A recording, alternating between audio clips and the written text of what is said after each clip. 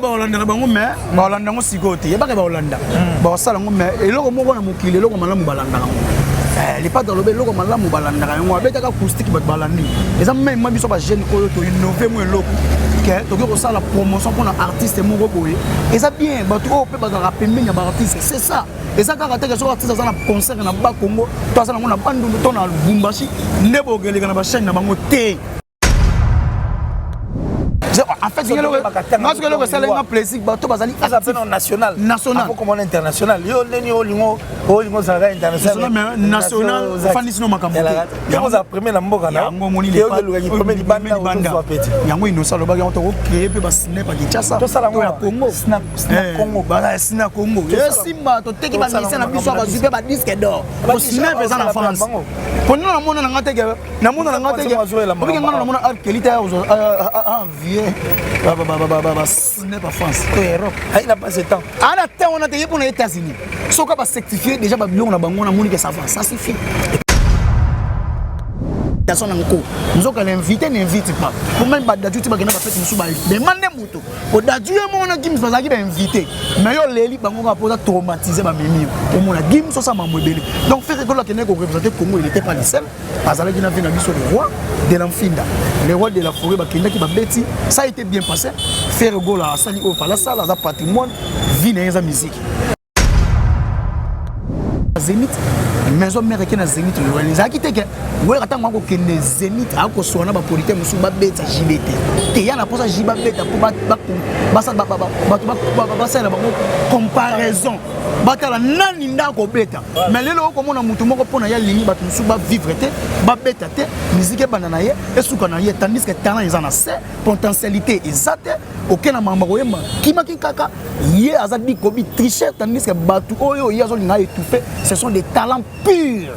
Oh, bah, côté comme moi, on les gagne, il y a les gars.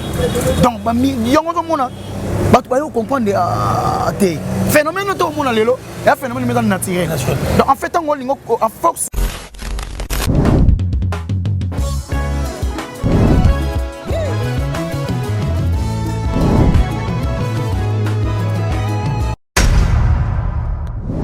Le plaisir, en tout cas, de notre côté, de nous savoir très nombreux en train d'attendre, de suivre cette émission que vous aimez tant présentée par celui qu'on appelle Killer Kilesi. Bonjour et bonsoir à toutes ces personnes qui nous suivent à ces instants. Et je sais que c'est là, dépendant en tout cas de l'heure exacte. Donc vous êtes en train de suivre cette émission. Mais aujourd'hui, comme je l'ai toujours dit, Killer Kilesi, jamais d'échec, ne pas oublier, les tueurs des mensonges est encore là et va recevoir pour vous. En tout cas, une personne qui fait aussi la fierté entre la cadre de la culture Nabiso et surtout, quand on parle de la Marambo et Tali Pizza, en tout cas, musique Nabiso, pour musique, il y a Kilo, il y a Makambo et Vandara Pena, il y a actualité quand même, l'actualité, ça vraiment, la musique est sur la grande partie, raison pour laquelle toujours on a de temps en temps parler de cette actualité. Et puisqu'il est en train de battre son plein en ce qui concerne l'actualité, lui, c'est l'artiste que nous connaissons tous. Et déjà en regardant, la personne dont je vais recevoir pour vous aussi retrouver et puis pour vous appeler Malonga. Merci à toutes ces personnes qui me suivent à ces histoires et puis merci à Wata Héritier qui est derrière cette caméra qui assure et assume en tout cas. Merci à toi. Merci infiniment à mon papa chéri Jolili Atala. Jolili Atala, chéri annonce génération en génération. Jolili Atala, le patron de Translation 7. Toi, on a la traduction du Canada. En tout cas, adresse c'est ça, Penza. Moko et Translation 7, Angleterre Mobimba. Je crois que va se retrouver en Angleterre Mobimba. Donc Translation 7 n'est pas les fiable, viable, en tout cas crédible en plus. Traduction du Canada, merci à Dakishi, la plus suspecte en tout cas. La plus suspecte, la plus discrète, Nagata François Batichou, merci infiniment parce qu'il est la sponsor officiel de cette grande chaîne. En tout cas, un grand plaisir. Donc, plaisir, là-bas, tout le monde au Talabiso. Et j'ai dit merci, la vie, la mission, Gianni, c'est actuellement pour tout le monde, de Switzerland. Les robots souffrir au moins de niveau mais je dirais déjà bonjour comme ça à Gouv les Gaulois qui est avec moi, on est au Panzantere Gouv. Bonne santé, bonne mara. Santé, qui te pour qu'il est signé pour brûler, jamais l'échec. La paix sur mon mot na pesi ba topé ba kotala biso na pesi ba mbote mingi na pesi ba tubaza na États-Unis na pesi ya wili moné na pesi mbote na o bosa na te jidite mokabi na pesi mbote siko kotala gouvle ngolo ndeka Dallas na pesi mbote na pesi ba tout ba kotala gouvle ngolo na o bosa na te Oxili Lumeni OR na pesi mbote Yannick Kainga la monnaie invisible l'homme la vraie monnaie invisible na pesi mbote siko kotala biso na moni double toto chibola très fort na ko bosa na te Doudou Kamalando des bourgeois la personne mote moto moko bien la personne vraiment mote na ko bosa na raté docteur Kamalando na personne mote siko kota la gouvle gola na pesi ba tutu ba kota na moni mena Kamalando l'honorable na personne mote parti maloba très puissant na personne mote na ko bosa na raté Blanchard et tous l'américain le plus propre na personne mote na ko bosa na raté Guy Makonda tendance toujours la personne mote Edo Muzamba l'intouchable et en droit na ko boss na ngate boss ko vuma mboni 5 étoiles motema maman Florence Lubaki na personne mote maman Geneviève Malonga na ko boss na ngate maman Jolie Couette na personne mote ce ko kota la biso ba le besoin mboka yo voilà maman Rangai merci à toi merci d'avoir pensé à toutes ces personnes et je dis merci à tout ba kota la biso la top modèle la plus belle la plus sexy en tout cas de son pays et de sa ville merci comme ça na maman chérie maman Julien Diebo Bissemi et puis maman Jolie Couette de là où vous trouvez en tout cas maman Jolie Couette alors groupe le Gaulois je parie que depuis Matadi puis le compte rendu on dirait dans mon pantin en fait c'était quoi en fait la motivation Matadi étant beaucoup Matadi qu'est-ce qui s'est passé et qu'est-ce que Matadi a apporté en termes de promotion. En fait, Matadi a apporté un plus de visibilité dans les artistes de plus. Visibilité, ça ramène au martelé sur des albums Harmonie na Dynastie. N'a comme ça, il faut s'abonner massivement na ba page officielle des artistes. C'est ça pour bien na bango surtout les artistes. Ba ko linga ba zerara ka biso to ya et pas na bango mais ba ko zoaper ba message to ba information auto memela ki bango via ba réseaux sociaux via ba page officielle des artistes. To yi ko ebisa bango to na des albums légendaire oyo ezali Harmonie na Dynastie.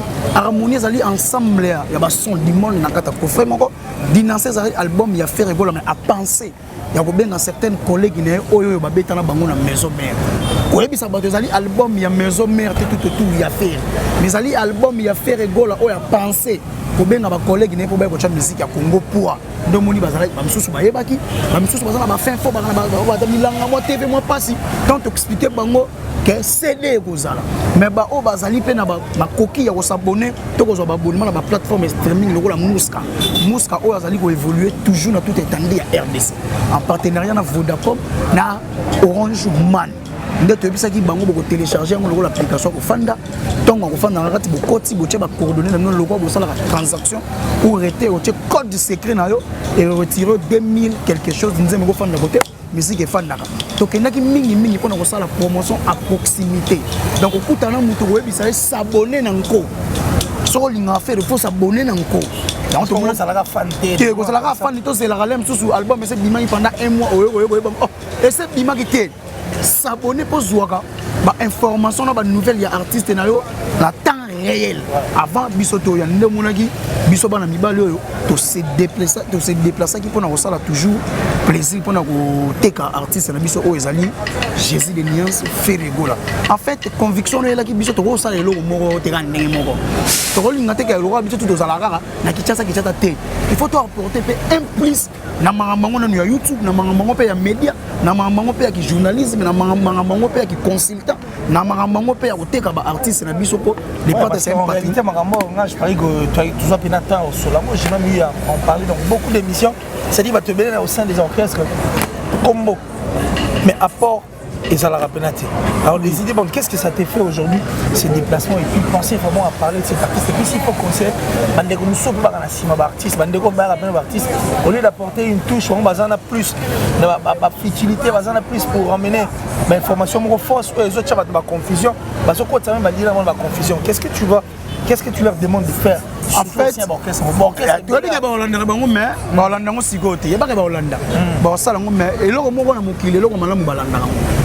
les pas dans le bel logo malamu balanda yango abetaka acoustique bat balandi eza même moi biso ba jeune oyo to innover mo eloko que to ko ça la promotion pour un artiste moko boye eza bien bato o pe ba rapembe nya ba artiste c'est ça eza kaka te que so artiste za na concert na ba Congo to za na ngona bandu to na Lubumbashi ndebo geleka na ba chaîne na bango te artiste a cause la peine en production mais bino bo se décider bo que ne côté ka artiste na bino à proximité to leki na ba RTL7 to leki na ba CCTV na bango kuna pour na côté ka artiste en fait to leki na posta message et comment même à la dernière couche attends même côté bateau ba dit que ba radio pamba radio on a quand ba yo ka wana neto leka na to lobena ba onke des albums mais ko ya faire abengisi ba babindombe abengisi ba JDT abengisi ba Bill na ba selo pour na ba cha musique ya Congo pour ba comprendre oh basangani les sous bato musuba bien tonongo c'est la souci wana balongola biso batika biso na souci toujours ya les marquis na posa ya les marquis mais concert betama pena surtout que na les marquis ba concert betama succès mais bon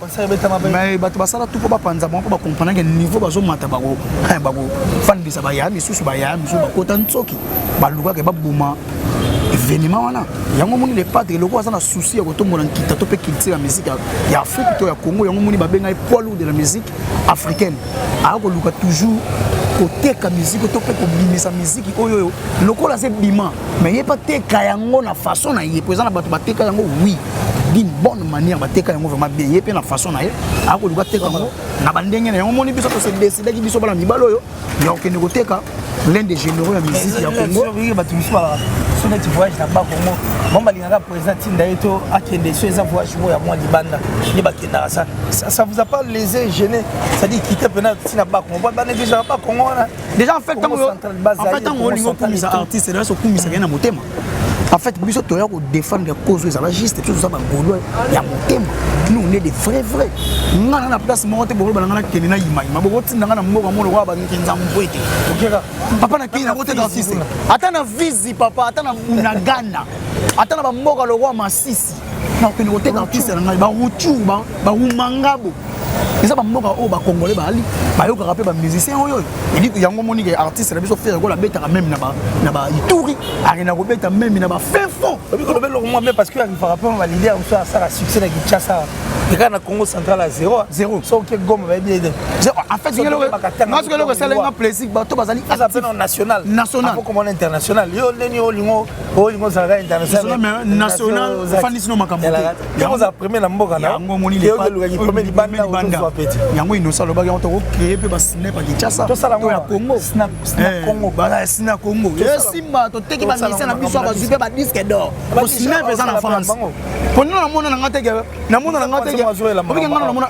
qualité ya vieux ba ciné pa France to Europe il n'a pas ce temps ana te on a te pour les États-Unis soka ba certifié déjà ba biloko na bango na moni ke ça va ça suffit et puis il joue une musique du monde ça dit musique ya oui musique ya batu en fait batu nde ba na complexe on a ko yebisa batu ke faut bo banga biloko na nzoka biloko na yango ndete ya musique eza musique na musique eza to wela ka trophée te po trophée ko leka na mais otikeli batu nini yango moni batabuli batika ba chef d'œuvre na place ba trophée yango ba ba yoka bango ça paye yango yo ba beti musique ne eza sika mais on a choisi pour ça recours na oya kala pona nini ba ve wana ils ont compris faut batika ba chef d'œuvre par rapport ya kotika na batu mama bende moko bo oyo oteka nango kitika ko mote ndo mona lelo ba feke bazali kolanda makolo ba ve wana donc ngai pona komona nde to salaki eloko wana ko kende koteka artiste na so ko sala c'était tel qui en tout cas donc en fait ça dit bien en fait bato ba kolanda balanda vraiment balanda ko sala bien makasi donc souci na biso yango donc moi je suis content que to kende to teki artiste pe résultat est positif très positif yango moni bientôt to kota braza nous sommes fiers de ça nous sommes fiers mais lengi to ça qui loger place bien on était logé vraiment à 3x dans Eric la Tortue merci boss Eric la Tortue après c'est biso et puis maman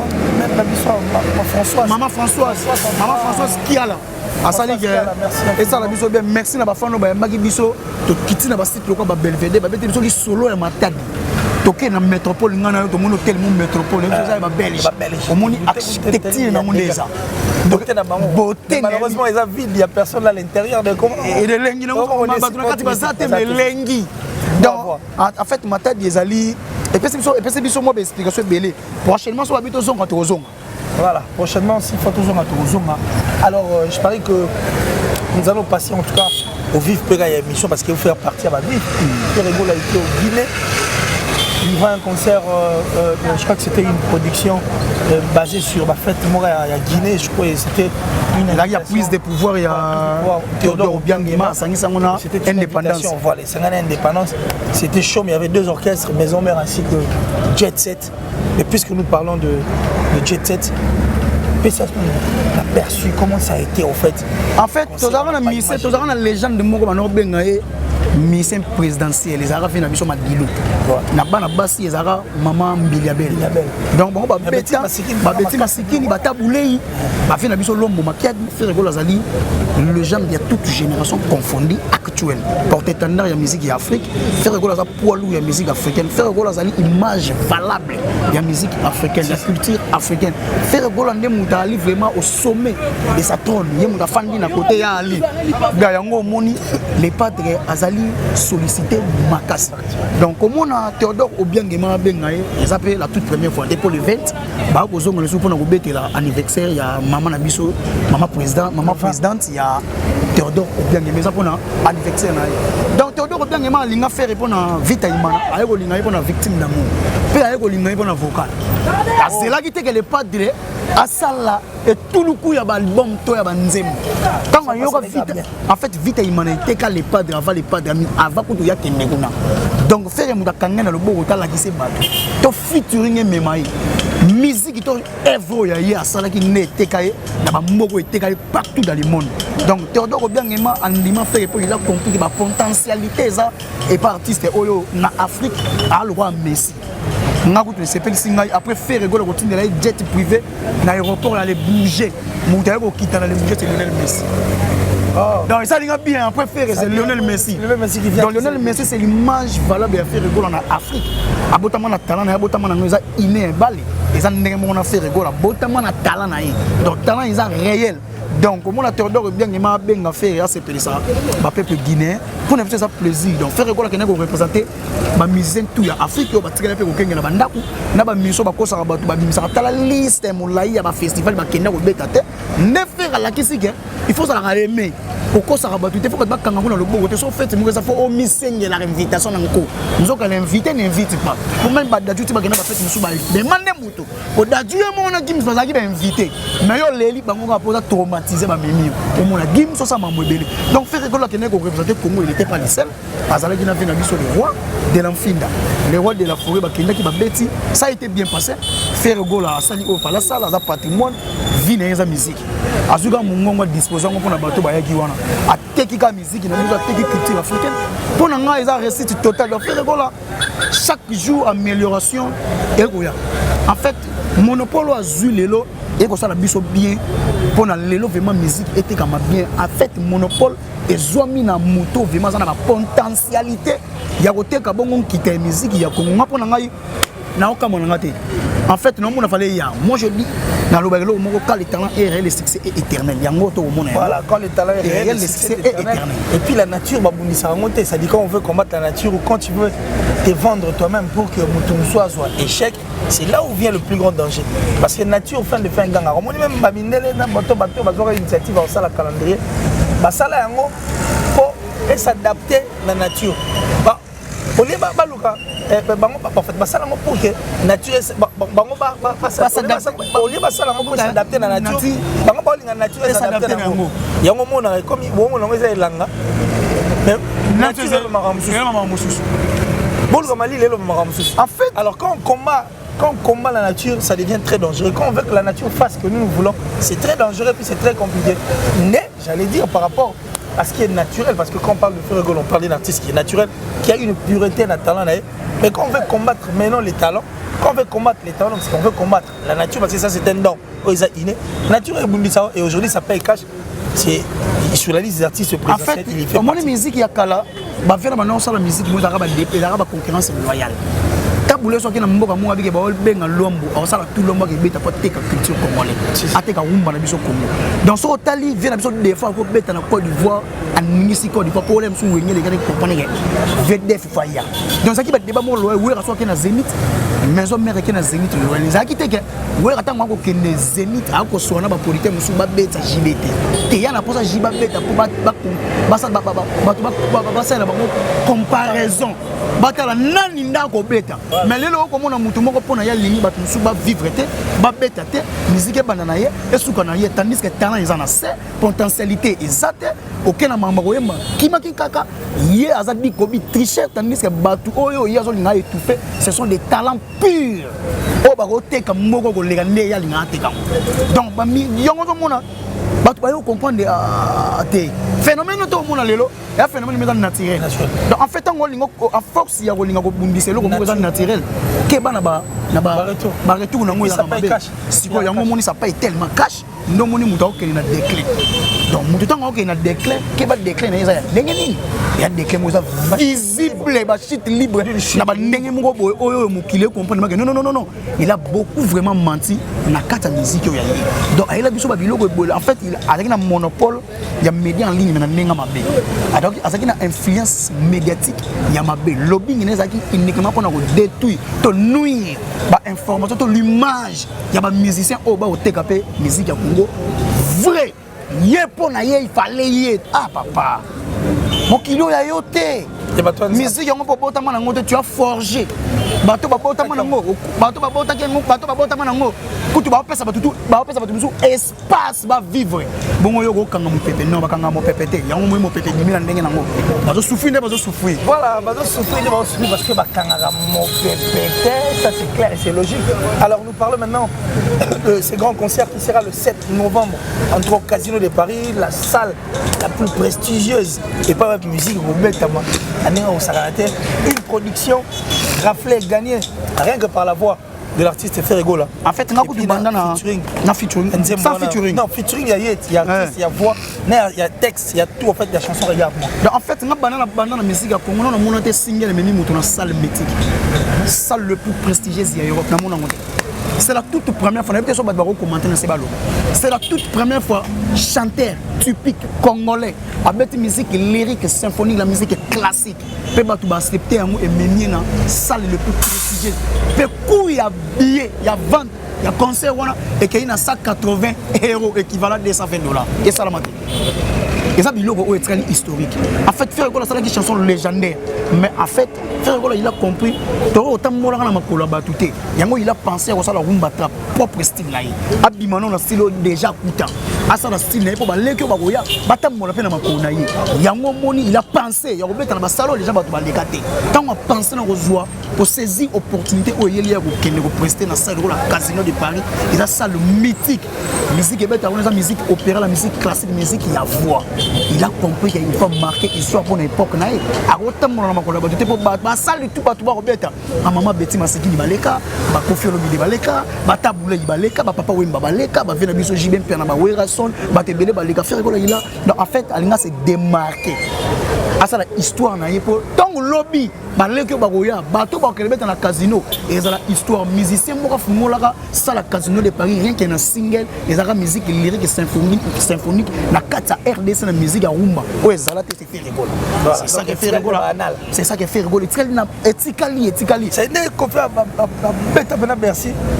Tu veux pas la bête Bercy. Ma bête Bercy. Il ne pas découvrir Arena. Paris la défense. Paris la défense Arena. Et ça peut être découvert. C'est comme Ferrego aujourd'hui. La liste va découvrir. En fait, on a parlé de sport. Il y a personne. Il y a personne qui a parlé de sport. Donc en fait, il faut marquer l'histoire. Oui, il faut. Donc en fait, il y a un monde dans la Ferrego, le jeune vivant à toute génération confondue. Alors comme histoire, il y a qui maintenant sont ma quelle était. Alors comme on a ça ma quelle. Il a dit mes herbes parlent à ma place. Maintenant, on va comprendre que Hervé, papa Hervé, et comme il y a place, il y a un martelé, c'est Hervé. n'a pas fait autant que monde. Donc merci à Ferrego là. Il y a un moment souci dans ça tous les Gaulois et Gauloises beaucoup ne négo somba babillé surtout vaccin. En fait Oh, mon gars, vous avez vaccin pour participer. Pour notre concert, on a sommi billet. Pour notre concert, on a besoin de vacciner. Tu es obligé à recevoir vaccin. Tu es obligé. Pour se protéger aussi. Oui, pour se protéger, pour protéger. Donc, le 7 novembre, Ezali, concert historique, il y a musique, il y a Afrique, il y a Congo. Au capitale de la musique africaine, il y a Afrique, il y a Congo. C'est Congo qui est à l'honneur. Il y a concert à Tembete. Il y a concert, il y a contamination. Il y a concert à pandémie. Mais il y a concert, il y a Lissanga, il y a Essengo, il y a Kimia, tous les Gaulois et Gauloises. Bosomba bien, tout ça déjà sold out avant de commencer le 7 novembre. Vous allez Essengo, artiste à la Liboé, à Ebi Gengana, qui est un bêta. À tout notre gars, est-ce que bien silité? Essengo ya la gars, afin de dire que Batunde va sommer ba billet. Nazana défi à se faire ça bateau, ba sommer bien na bango. Et alors ba continue nyongo. Toko artiste nyongo, pour ça la bien. On moni besoin de toko tambola na ba Brazza ba Gabon, tout ça la rodage. Il y a oui, tout ça la rodage déjà ya casino de Paris. On a rodage à visa. Tout rodé déjà passeport. Tout rodé passeport pour na casino de Paris. Ça la bien makasi. Tout coup en a battu le 7 novembre na casino de Paris. Oh ba kende, gloire à Dieu. Ba kotika toujours ko défendre ndako. Ndako pe boko vidango binonso tout est bon Dieu. Il y aura toujours des gardiens de temple na nenga ndako. Il y aura batu ba kende pe fête pour na kotala, pour na komemela ba oh ba kotika la nsango ndenge et boleka kuna donc tous les Gaulois et Gaulois merci mingi na oba ko somba mais bon continuer que somba ba billet et surtout tous abonnements dans la plateforme streaming c'est très important. Tous s'abonner dans ba Boom Player, ba Spotify, ba Deezer, ba iTunes, on télécharge ngo et fandi na kata téléphone le l'application le WhatsApp. On continue à 4. Au moins, on a besoin de me ba combo to beti faire de gol, au moins écouter na télécharger. Donc koyoka yango na plateforme streaming pour nous bakisa nombre ya écoute. OK pe na kota télécharger au 14 chiffres ezalaka na kata carte na. Soki o check 14 chiffres ko senga 3 chiffres ezalaka derrière carte. Après nzembo bandi ko télécharger 4 yo $1 nzembo ko fa na galerie côté banzembo e fandaka. Yoka yango télécharger yango booster artiste dans la plateforme streaming c'est très important. Tous s'abonner massif dans la page officielle ya artiste. Toros en a 1 million de tandis que des albums légendaires, les albums le plus attendus partout dans le monde. Faut que nous nombre d'abonnés mon robot album mesoya écoutez déjà la plateforme streaming toza déjà belé, na ba page toza belé pour nous côté image valable, il y a musique, il y a Afrique, il y a Congo et ça la honneur mini na artiste et surtout na biso ba mélomane ya bonne musique, na ba golo na ba goloise. Donc rendez-vous le 7 novembre et ça la bien makasi. Voilà, rendez-vous le 7 novembre au Casino de Paris enfin que la musique parce que la musique ouverture dans le 7 et le 27 je crois que on s'est retrouvé à Paris la Défense également. Ça sera que la fête, il y aurait plus de moitié. Oui, ça a été mété. Et ça fait monter au concert à bois de fer, il faut te mettre en côté. Nous sommes solo là, tu as le terrain de tente, tu es et le 27 novembre Paris la Défense avec le Quadra Koraman Kofi Olomide, l'artiste musicien légendaire né le 27 novembre à Doto. Abonnez-vous massivement à Star Officiel TV, l'une des chaînes qui fait la fierté en tout cas. Il y a musique, la musique qui permettra que Marambo autour de Salé qui est la musique. Mais je crois que nous allons vraiment, nous arrivons petit à petit à la fin de cette émission. Mais je crois que la mission, n'hésitez pas en tout cas, n'hésitez pas. Donc là je pense à Smokey 9278, Smokey 9278, l'un des plus grands rappeurs en tout cas de mon pays, mais qui vit en Angleterre, qui continue à sortir ses chansons déjà. Bientôt dans le bac, tu reçois la chanson. C'est Njili, ça dit pour une fois, la commune d'Njili sera, on va rendre hommage à cette grande commune qui est la commune d'Njili. Sera à travers cette chanson qu'a chanté l'artiste Smoke 9278, donc Smokey 9278, les grands rappeurs de la Angleterre. Et puis j'ai dit merci comme ça à mon vieux Rodina depuis Paris, merci. Et bah, tout encore qu'il laisse, il pensait encore à aimer ma Kaby Scofield. Yaya Kati, dans les gars Gazoul. À 5 étoiles, comme vous, maman, ma maman, Florence Baki, na Kata Genève. La Kata Genève, maman, Lanita, donc Lanita qui est l'africaine, en tout cas, merci infiniment, merci pour tout. Merci d'avoir tout, c'est Sarate, pour accompagner l'histoire. Mon papa chéri, donc ça dit de génération en génération, en chair et ambiance Joe Louis Atala rien à dire mais tout on a posé sa traduction Translation 7 les amis sur l'adresse et c'est les fiable le plus viable Translation 7 et je pense aussi à la plus suspecte la plus discrète d'Atichou parce qu'elle continue toujours à sponsoriser cette grande chaîne qui est Killer TV.